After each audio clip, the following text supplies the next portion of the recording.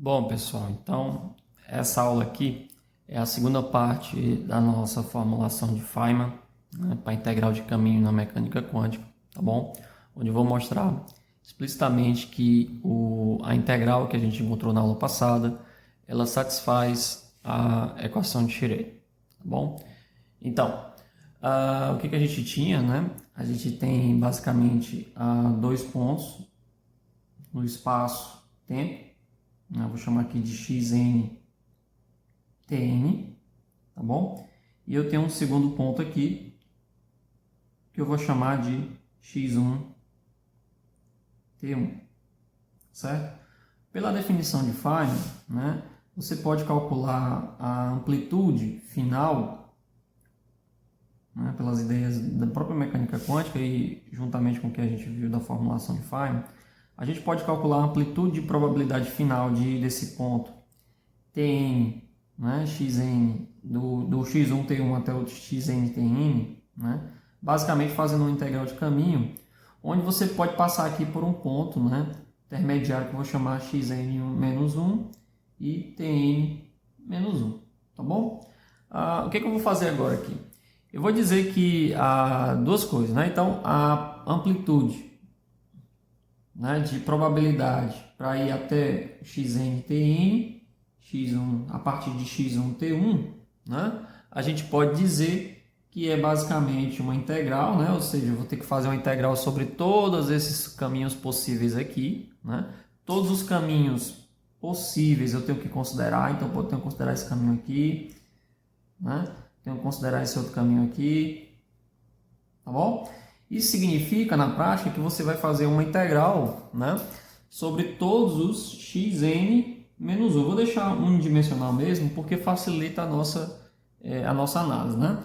Quando eu uso unidimensional, vai ficar assim, xn, tn, xn menos 1, tn menos 1, né? Ou seja, vai ser dado pela amplitude de probabilidade de sair desse ponto para esse ponto aqui, né, que multiplica a amplitude de probabilidade de sair do x1, t1, até o xn menos 1. Né? Então, você tem aqui xn menos 1, tn menos 1, x1, t1. Tá bom? Eu vou mostrar justamente que esse termo aqui, qualquer um desses termos, qualquer uma dessas amplitudes de probabilidade aqui, esse ou esse ou esse, né? Você pode mostrar qualquer um deles, né? Mas a gente vai mostrar explicitamente. A gente vai fazer uma transformação aqui que vai generalizar um dos termos, né? Eu vou mostrar explicitamente que qualquer um desses termos aqui, desde que você faça uma generalização, né? Obviamente, ele vai satisfazer a equação de Schrödinger. Se satisfaz a equação de onda de Schrödinger, ou seja, aquela que depende tanto do tempo como do espaço, né?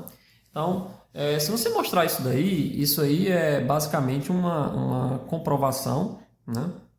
É uma confirmação de que a formulação de Feynman ela é válida, né? Ou seja, ela pode ser usada para se calcular a amplitude de probabilidade, né? Porque uma vez que esse termo aqui satisfaça a equação de Schrödinger da forma como ele está escrito, né? Da forma integral, né? Você tem ampla certeza. A gente já mostrou que o propagador satisfaz, né? Ou seja, eu mostrei já que o propagador satisfaz a equação de Schrödinger, né? Mas, quando você coloca na forma integral do jeito que está aqui, uma integral de caminho, usando o lagrangiano clássico, né? É diferente, né? Porque o propagador está definido, né? No próprio contexto da mecânica quântica. Você tem lá o operador de evolução temporal, você tem o hamiltoniano, você tem os autoestados, né, do hamiltoniano. Aqui não, a gente vai encontrar que a própria amplitude de probabilidade escrita em termos da ação, né, ou seja, a integral do lagrangiano no tempo, né, a integral de caminho, inclusive, né, ela satisfaz a equação de onda de Schrödinger. Né, e isso é um trunfo, né, para a formulação de Feynman, e é o que, de certa forma, deu toda a popularidade que o Feynman tem hoje do contexto da mecânica quântica, né? Ou seja, pode ter uma aplicabilidade assim enorme, tá bom? Então, como é que fica essa brincadeira aqui? Do jeito que Feynman definiu, né? Então, esse cara aqui vai ficar de menos infinito até mais infinito, né? E eu vou desmembrar justamente esse termo aqui do meio, né? Quem é esse termo aqui segundo Feynman? Né? Você pode dizer que xn tem xn menos 1, tn menos 1, né? segundo o que a gente encontrou na aula passada, vai ser a raiz de m, né? 2i h cortado t, ou seja, isso aqui é o inverso de uma largura, né, que Feynman definiu, que é justamente uma, digamos, uma faixa na qual os caminhos quânticos, né, os caminhos possíveis dentro da mecânica quântica realmente contribuem para a ação, né?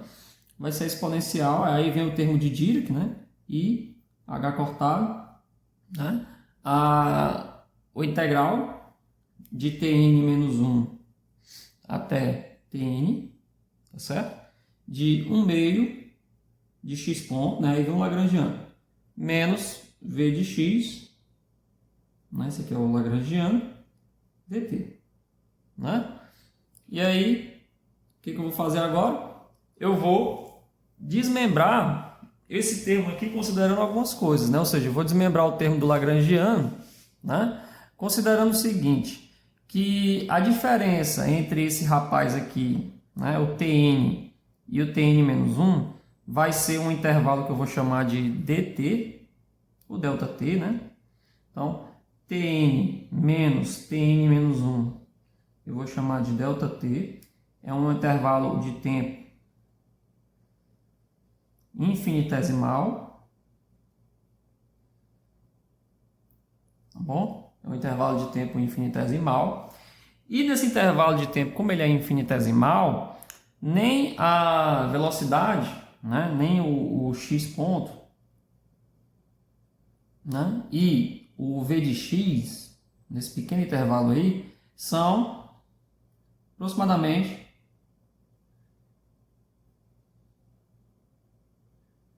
constantes. Ou seja, o intervalo de tempo é tão pequeno que eu vou fazer aqui a aproximação diferencial tanto da velocidade como do potencial, tá certo? Então, se x ponto é aproximadamente uma constante, né, eu posso dizer que ele pode ser dado em termos da derivada, né? Eu posso dizer que no limite, como não varia tanto, isso aqui pode ser dado em primeira aproximação, que é justamente o nosso 1 meio. Posso dizer que isso aqui é o ponto xn, né? Menos o xn menos 1, tá bom? Dividido por ΔT, isso aqui seria a velocidade, né? Perceba que eu só posso fazer isso daqui se a gente considerar em primeira aproximação. De primeira aproximação, esse cara aqui é constante, tá bom? Do jeito que ele está aí, ele é constante. Como eu quero saber o xt ao quadrado, aí eu venho com xn menos 1 ao quadrado dividido por ΔT ao quadrado. Essa aqui seria a aproximação para a derivada, né?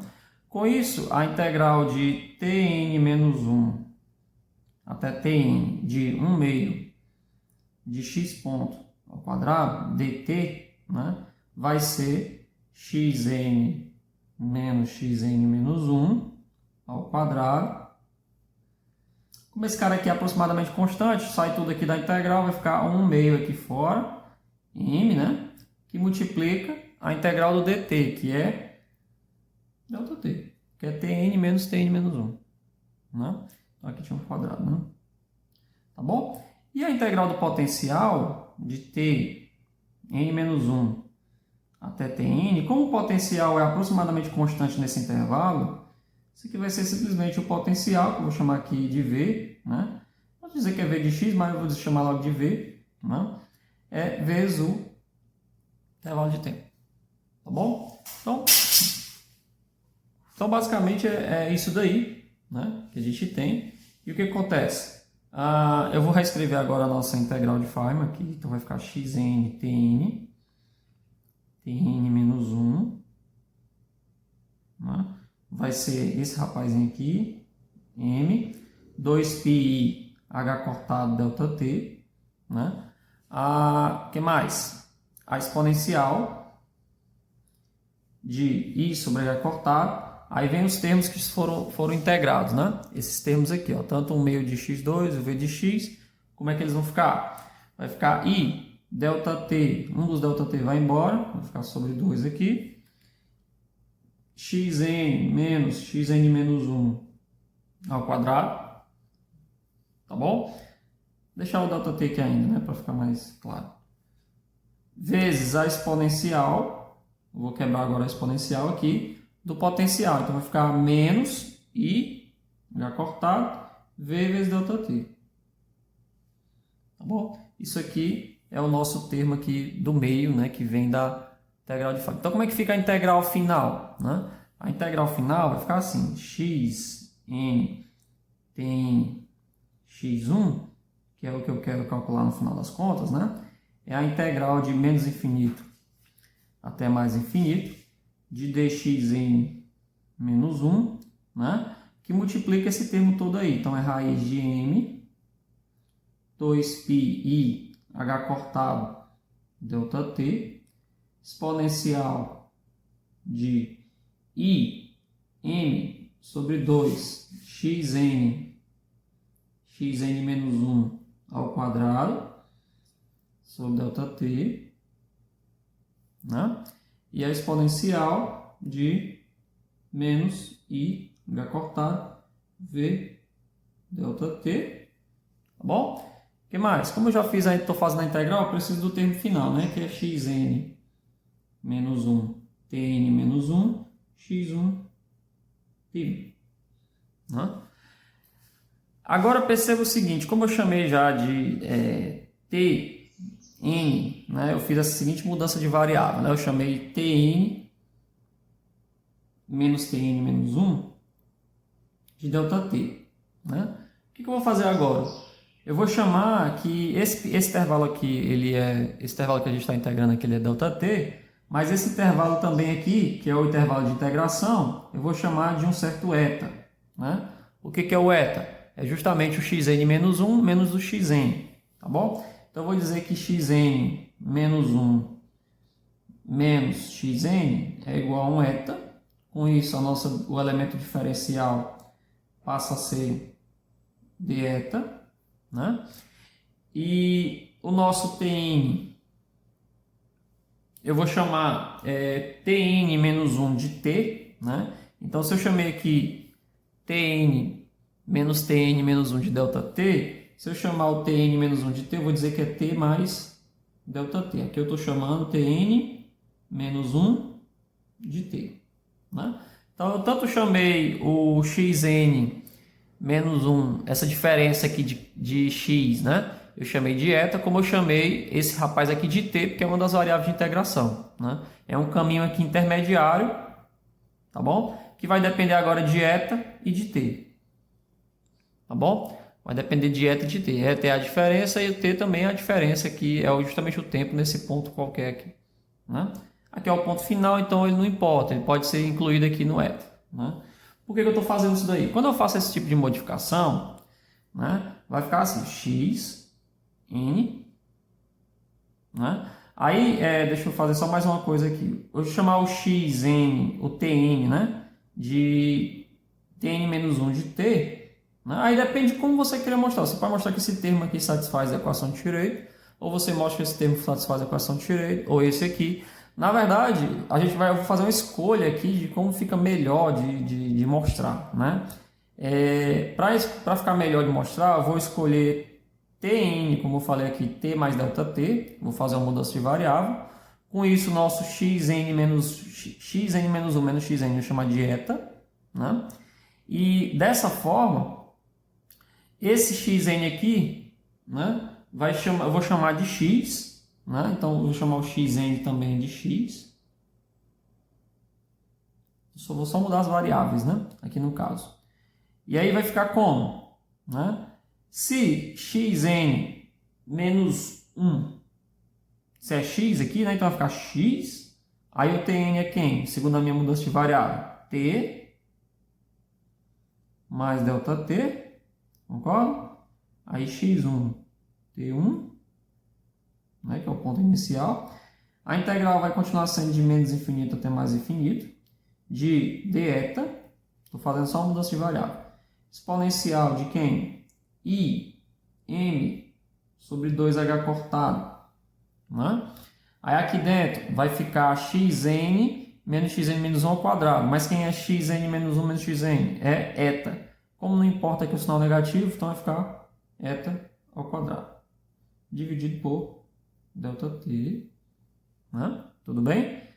Que multiplica a exponencial de E menos I sobre R cortado, o potencial que multiplica ΔT. Tá bom? Potencial que multiplica ΔT.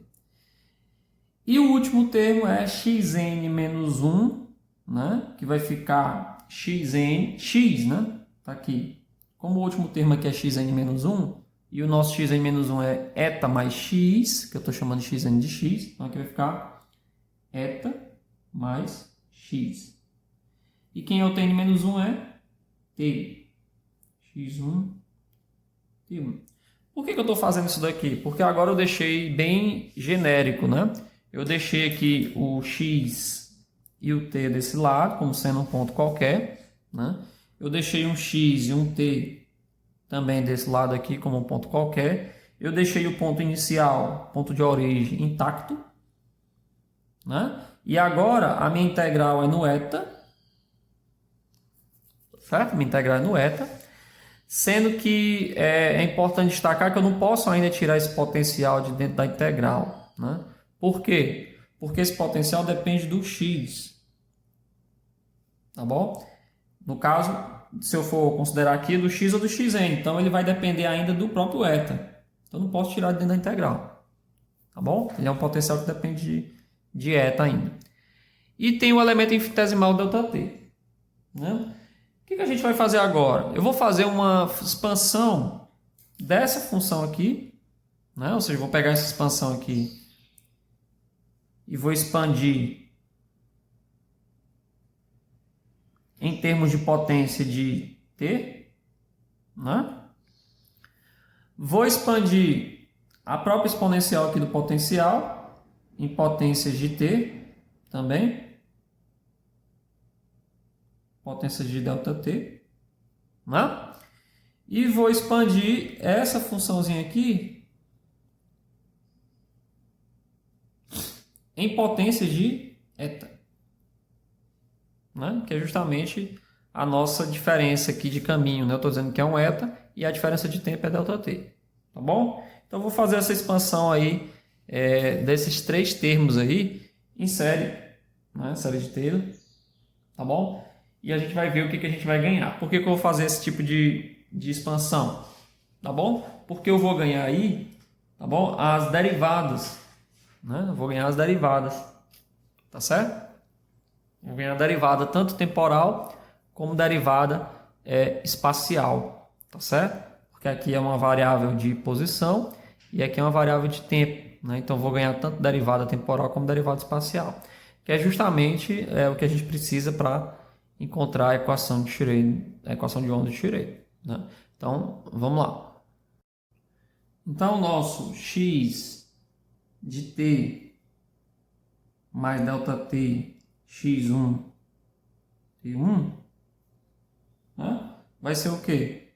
Expandindo agora em termos de ΔT, vai ser x t x1 t1, né? Mais ΔT, que multiplica a derivada temporal de quem? De x t x1 t1, mais o ΔT ao quadrado dividido por 2 d 2 xt t1, né? Então, a primeira ordem vai ser suficiente para o que a gente quer fazer, tá bom? A exponencial vai ficar menos v ΔT sobre h cortado. Com isso, a gente vai ter 1 menos o v ΔT h cortado. Aí, mais 1 meio, né? Mais 1 meio com i ao quadrado. Então, vai ficar menos 1 meio de v ao quadrado, ΔT ao quadrado, h cortado ao quadrado, mais pontinhos, pontinhos, né? Quem mais? Vou expandir agora a parte da função de onda em relação a x, né? Então, x nt x1 t1 vai ficar x, t, x1, t1, mais eta, né? D dx, xt, x1. Aí perceba que você vai ganhando aqui o mesmo termo, né? Ó, esse termo aqui, eles são iguais, esses termos aqui são iguais, mas as derivadas são diferentes, né? Daí a ideia de que a gente vai mostrar que satisfaz a equação de onda, essa amplitude de probabilidade, né? Genérica, inclusive, só o ponto inicial e o ponto final, tá bom? N2, 2 fatorial, que é 2, né? A derivada segunda, x2, tá bom? Tudo bem? Pontinhos aqui, pontinhos, né? Para a gente fazer essa multiplicação toda aí, né? Eu vou primeiro pegar o produto, né? Como você já viu lá, essa função aqui está separada, né? Está do lado esquerdo da integral, né? Esses dois aqui estão sendo multiplicados, eles estão do lado direito. O que eu vou fazer? Eu vou pegar só os termos de mais baixa ordem aqui, né? Ou seja, os termos que tem, que são menores. Vou pegar, né? Pegando termos aí de ordem menor do que ΔT elevado a n, eta elevado a n, né? De tal forma que o n seja menor, n, né? Os dois, o m aqui, né? N mais m, né? Seja no máximo 1, né? Ou seja, vou pegar os termos que são menores do que, né, isso aqui, tá bom? Só que de tal forma que eu não tenha o produto, inclusive, eu só tenho ΔT, eu só tenho eta, né? Ou seja, a soma dos dois, no máximo, pode ser 1. Então, isso aqui é menor ou igual a 1, tá bom? Eu não posso pegar o termo, por exemplo, ΔT in, né? Ou seja, no final das contas, eu vou pegar só os termos que são constantes, né? O termo que tem ΔT e o termo que tem eta, tá bom? Se eu fizer essa aproximação aí, né? Aí você diz, professor, você não quer dizer que você não está provando, né? Você está, digamos, fazendo aí uma arte, né? Não, na verdade, quando você prova uma equação diferencial, né? Você está provando para qualquer que seja um instante de tempo, tá bom? E a equação diferencial é assim, ela não define, né? Ela não define o começo e o final, onde as coisas acontecem, né? Ela define o que está acontecendo exatamente naquele momento. Então, exatamente naquele momento, eu posso fazer sim aproximações onde esse cara aqui é desprezível, onde esse cara aqui é desprezível, porque eu quero saber exatamente o que acontece naquele instante x e t. Por isso que a gente considera a função mais uma primeira derivada para a gente saber, né, para onde está indo, né, a tendência do comportamento das funções, né? Não é uma prova, aqui de fato é uma prova, porque eu quero encontrar uma equação diferencial, né? Não é uma fórmula, é uma equação diferencial, aquela que governa aquele instante de tempo, né? Tá bom? Aquele instante de tempo. Se eu fizer essa brincadeira aí, vai ficar assim, ó, 1 menos IV ΔT sobre R cortado, menos 1 meio de V2 ΔT2, né? Sobre R cortado ao quadrado, mais pontinhos, pontinhos, que multiplica esse termo todo aí, que é x de t, x1, t1, mais eta, derivada primeira de x de t, x1, t1. O segundo termo eu já não vou pegar mais, porque já não importa mais para a gente, né? E o que a gente vai ter? Vou ter o seguinte, na verdade, a gente vai ter que pegar mesmo esse termo aqui. Por quê? Aqui eu só cometi um pequeno um esquecimento aqui, né? Como eu quero encontrar a equação de Schrödinger, de fato, a equação de Schrödinger é de segunda ordem dx, né? Então, realmente, eu vou ter que pegar esse cara aqui, né? Eu acabei esquecendo aqui, lembrei agora que ia ter aqui um dx dt, dt2, porque eu preciso encontrar a equação de Schrödinger, e a equação de Schrödinger tem esse termo aqui, ó, né? Então, eu vou considerar aqui o n quadrado, né? Peço desculpas aí a vocês. Vou considerar o n, o eta ao quadrado, né? Sobre 2, d2, dx2. Né? porque a equação de Schroeder é equação de segunda ordem na posição, então não tem como, eu tenho que considerar ainda a segunda ordem. Bom, mas isso não inviabiliza a ideia de que você desconsidera as aproximações superiores. Aqui é só, no lugar de considerar o tempo ao quadrado, né, a gente vai considerar que o n tem que ser menor ou igual a 1. Então, deixa eu só consertar aqui. Eu vou pegar também o eta ao quadrado. Então, o n, né, na minha brincadeira aqui, tem que ser menor ou igual a 1, mas o m, né, ele vai ser até menor ou igual a 2. Pronto. Seria essa aqui a ideia. Tá bom? Eu só não posso pegar combinado, né? De tal forma que os dois ainda, né, sejam os termos cruzados eu não vou pegar. Né? Os termos cruzados eu não vou pegar. Então, como é que vai ficar aqui? Ó? Se eu multiplicar todo mundo aqui, vai ficar x de t, x1, t1, né? Mais, aí, eta dx, x de t, x1, t1, tá bom? O que mais? Mais eta 2 sobre 2, d2, dx2, xt, x1, t1. E eu vou pegar só o termo de primeira ordem aqui. Então, menos i, olha só, v de t, que eu multipliquei só por esse termo aqui, ó.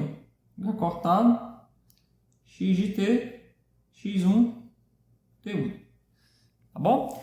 Não vou pegar esse termo aqui que multiplica esse daqui, porque vai ficar um termo de eta vezes dt. É um termo cruzado. Eu não quero ele. Eu já vou desconsiderar a partir daí.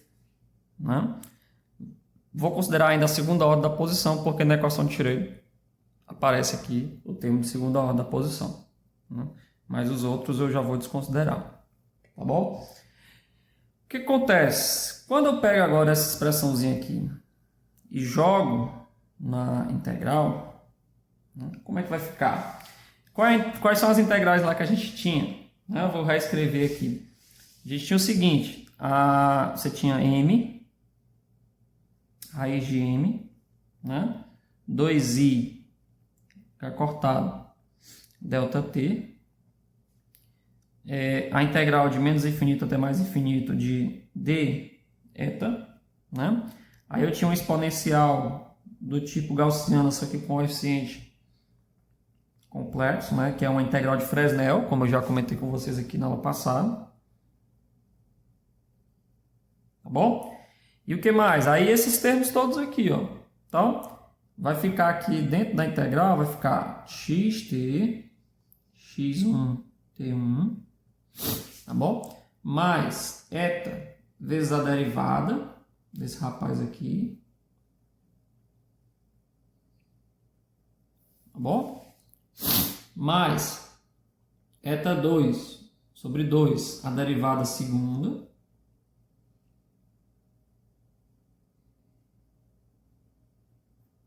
Tá bom? Menos IV delta t, já cortado, vezes a própria função. Aí observe bem. Né? Perceba que nada aqui, né? Só tem duas coisas que eu vou precisar integrar, né? Que é esse termo aqui e esse termo aqui. Porque esse termo aqui não depende de eta, né? E esse termo aqui não depende de eta. Eles não estão na integrais. Né? Porque eu fiz a mudança de variável, então esse termo aqui não tem dependência de eta, nem esse aqui. Esses aqui tem. Eu vou precisar me preocupar com eles, né? Então, como é que fica aí? A integral. Primeira integral, né? M, 2i, h cortado, delta t. Integral de menos infinito até mais infinito. D eta. Exponencial I, M, eta 2. 2, h cortado, t, né? Multiplicado por x de t, aí eu resolvo duas integrais de uma vez só, né? Vai ficar o quê? Que é essa e essa. A outra, isso aqui vira tudo uma constante, né? Vai sair fora da integral, né? Isso aqui também sai, né? Isso aqui não depende de eta, né? Então fica só a integral, digamos, normalizada da integral de Fresnel, né? E o resultado como você já discuti com vocês na aula passada, é o próprio resultado da integral da gaussiana. Tá certo? Lógico que a forma como você vai provar é diferente. A gente pode, quem quiser tiver interesse, eu posso mostrar depois, né? Posso enviar umas notas que tem aqui. Mas a forma como você mostra isso daí, né, é um pouquinho diferente, mas o resultado é o mesmo, né? Qual é o resultado? É raiz, tá bom? De pi sobre A. Quando você usa esse raiz de pi sobre A, aí fica assim, ó, vai ficar x de t, x1, t1. Aqui vai ficar raiz de 2 pi h cortado delta t. Aí vamos lá, raiz de pi i, né, sobre A. Quem é o A? 2. Aí o A, ó, é 1 sobre 2, é m, né? Aqui tem um m aqui embaixo. Aí o 2h cortado passa para cima, dt. Se você observar, esse dt cancela com dt, o 2 cancela com 2, o pi cancela com pi, o h cortado cancela com h cortado e o m cancela com m. Na verdade, essa integral é normalizada, né? Então é x de t, x1 t1. Tá bom? Então, todo esse primeiro termo aqui vai dar só a função, né? Esse termo aqui também vai dar só a função. Tá certo? A gente vai ver aqui já, né? Agora vamos lá. O termo linear. Então vai ficar assim, integral de m, 2pi,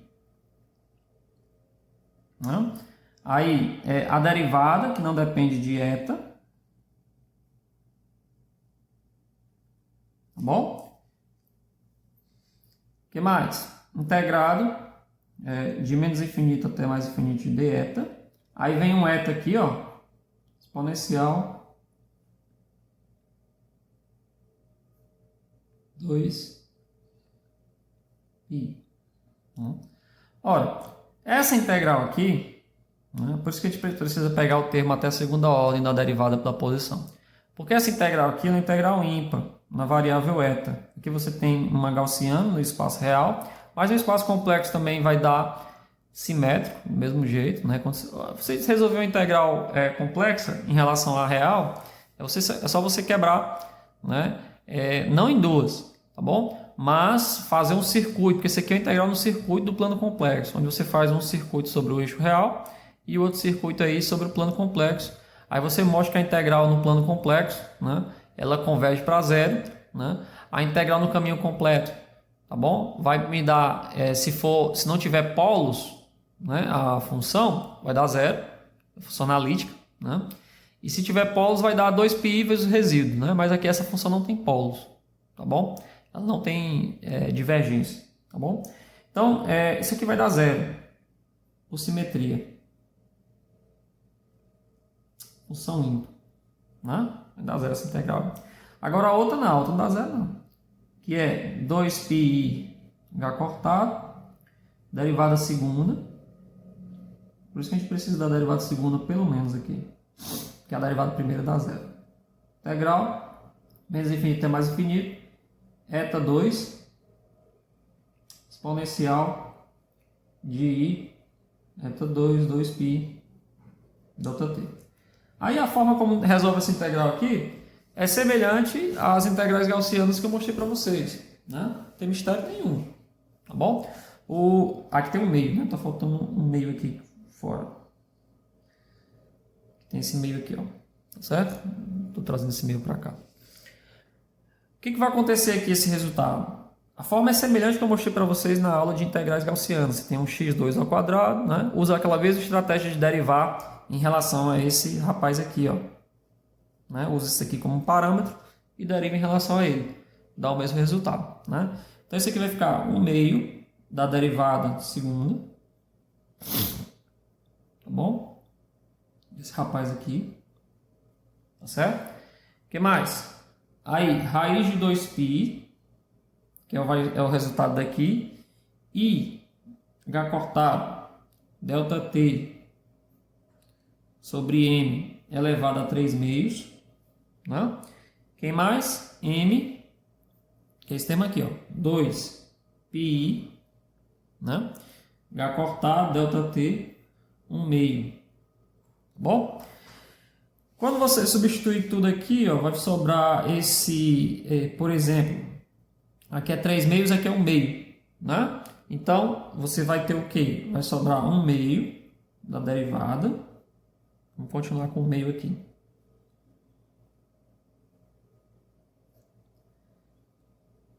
Sobra quem, ó? Π, tem π elevado a 1 meio aqui, né? Então, π elevado a 1 meio, né? Π elevado a 1 meio vai embora. Então, esse 2 aqui, 2π, vai embora com esse rapaz aqui, né? Aqui, a gente tem i elevado a 3 meios, e embaixo tem i elevado a 3 meios, vai sobrar só um i. H cortado também, sobra um H cortado, sobra um ΔT, e sobra um m embaixo. Tá bom? É isso daí o que sobra de cada uma dessas integrais. Se você colocar agora na integral, o que vai acontecer? Quando você juntar todo mundo aí na integral, vai ficar assim, do lado esquerdo daquela integral lá, que era, né, era x, tá bom? T mais dt, x1, t1, né? Era justamente o resultado da integral toda que a gente já fez, né? Vai sobrar só 1x, x1, t1. Esse aqui a gente expandiu também, eu vou já expandir de novo aqui, só para a gente...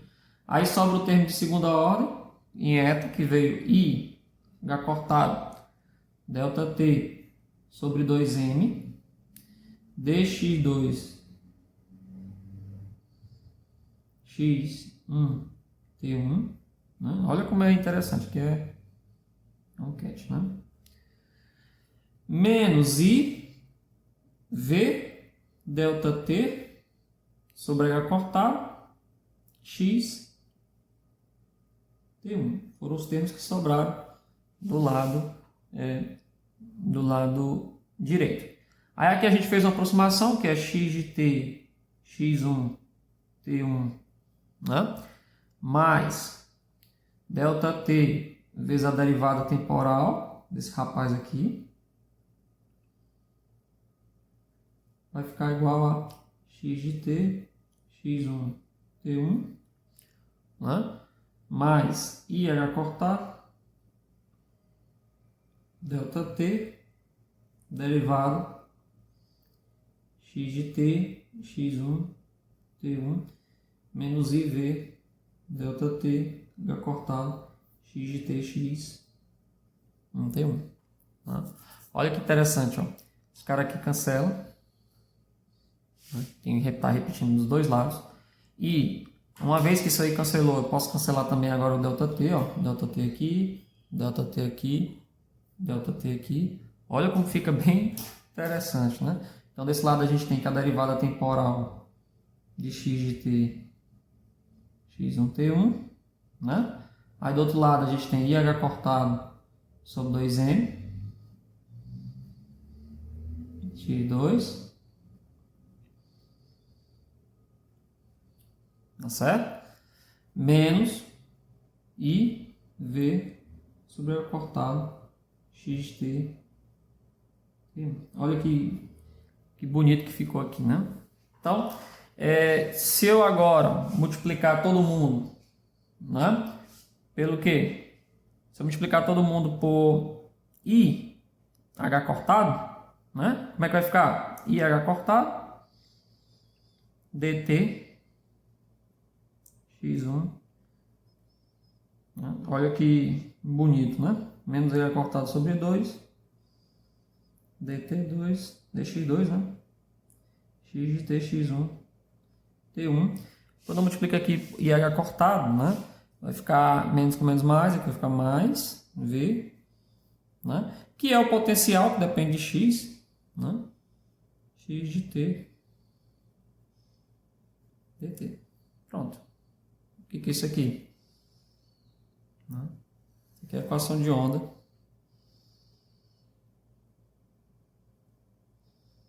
A gente chama de equação de onda, né? Porque depende de t e de x, né? A equação de Schrödinger mesmo, ela depende só do x, que aí isso aqui você iguala a energia, né? Você iguala uma energia vezes a função de onda, né? Você faz uma separação de variáveis entre o x e o t. Quando você tem ainda os dois termos, aí geralmente se chama equação de onda de Schrödinger.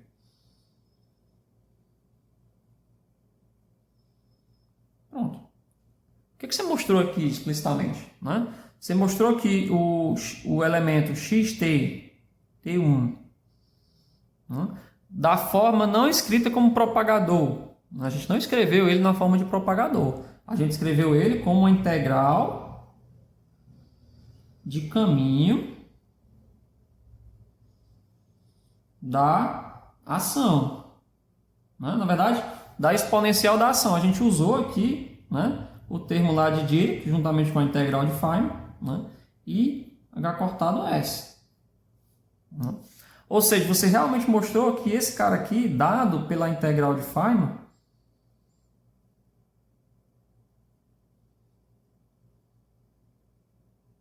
cai na equação de Schrödinger.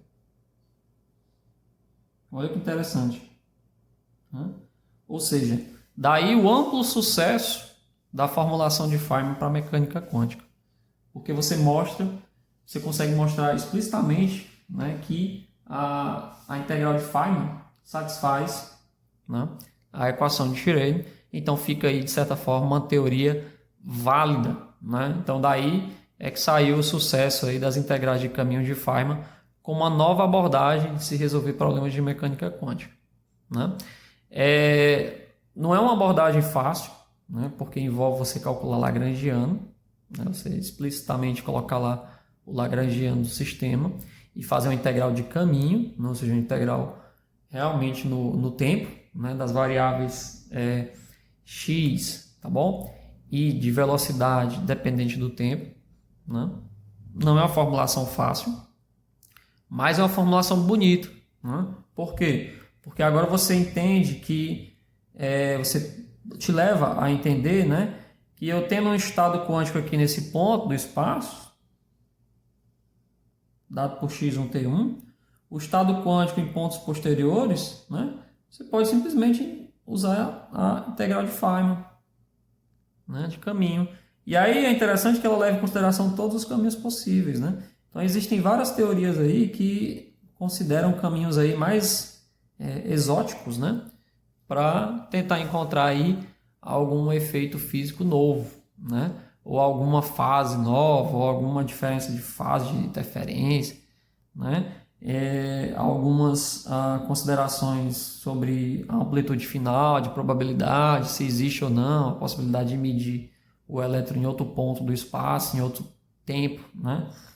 Em outro instante de tempo, e por aí vai. Né? É uma abordagem muito mais interessante e está intimamente ligada, né, às ideias clássicas, né, de ação, né, de um sistema sair de um ponto para o outro no espaço de fase. Né? Espaço de fase aqui é considerado o espaço das coordenadas do tempo, né? É um diagrama, digamos, espaço-tempo. Né? Não é uma abordagem, digamos, fácil, por exemplo, se você quiser resolver o poço infinito, né, usando a integral de caminho de Feynman. Não é uma abordagem tão fácil assim, né? Principalmente quando você tem condições de contorno muito restritas, né?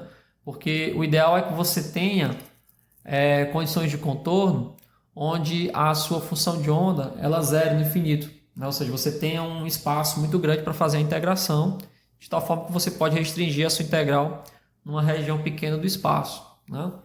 Então, esses probleminhas mais básicos, né, como o oscilador harmônico, poço infinito, potencial barreira, essas coisas você resolve com a equação de Schrödinger normal, tradicional. Né? Integral de caminho de Feynman é interessante, né, em outros contextos da física, né, onde você tem propagação de fato de partícula no espaço. Né? E você pode fazer uma integração no espaço completo, as funções de onda convergem, né? Elas convergem a zero no infinito. Então, são mais interessantes nesse sentido. Tá bom? Por exemplo, dá para resolver o oscilador harmônico também com integral de Feynman, apesar de ser bem trabalhoso e também desnecessário, porque o método de operadores escada já resolve, né? Como você viu, e o método de EDO também resolve, né? Então, em alguns problemas de mecânica quântica, né, é muito mais interessante você abordar a equação de Schrödinger. Agora, que é uma formulação muito geral, a integral de Feynman é assim, né? Inclusive tem sido aplicada na própria na eletrodinâmica quântica, né? Na teoria quântica de campos, né? De física relativística também, essa mesma abordagem. Então, é uma formulação assim, de amplo sucesso na física e que realmente tem todo o mérito aí, né, do Feynman, tá bom? E o fato de cair na equação de Schrödinger aí é a cereja do bolo, né, da teoria, de certa forma. Então, se você tem uma nova teoria, né, na física, isso vale para qualquer que seja a área que você está pesquisando. Se você quer desenvolver uma nova teoria e dentro de alguns limites, né, quando você faz uma aproximação para algum limite conhecido, cai em equações anteriores, né, o que já se conhece, isso demonstra que a sua teoria é segura, né, de que a sua teoria tem todo um potencial aí para ter sucesso, né? Se você recupera todas as equações anteriormente obtidas, né, e então isso aí tá extremamente válido, né? Então foi isso que a formulação de Feynman fez. Como caiu na equação de Schrödinger, pronto, fechou a teoria, né? De certa forma, não fechou do ponto de vista de raciocínio ainda, né? Porque essa ideia de caminhos, todos os caminhos de certa forma contribuir para o problema, né? Para a amplitude de probabilidade ainda é algo bem estranho, né? Os caminhos exóticos e tal. Mas o fato de você cair, né, dentro de pelo menos um limite, cair nas equações clássicas, né, e cair também na própria equação de Schrödinger, que é a equação quântica, isso te dá uma segurança de que a teoria, né, realmente é válida. Tá bom? Então, pessoal, é isso daí. Tá certo?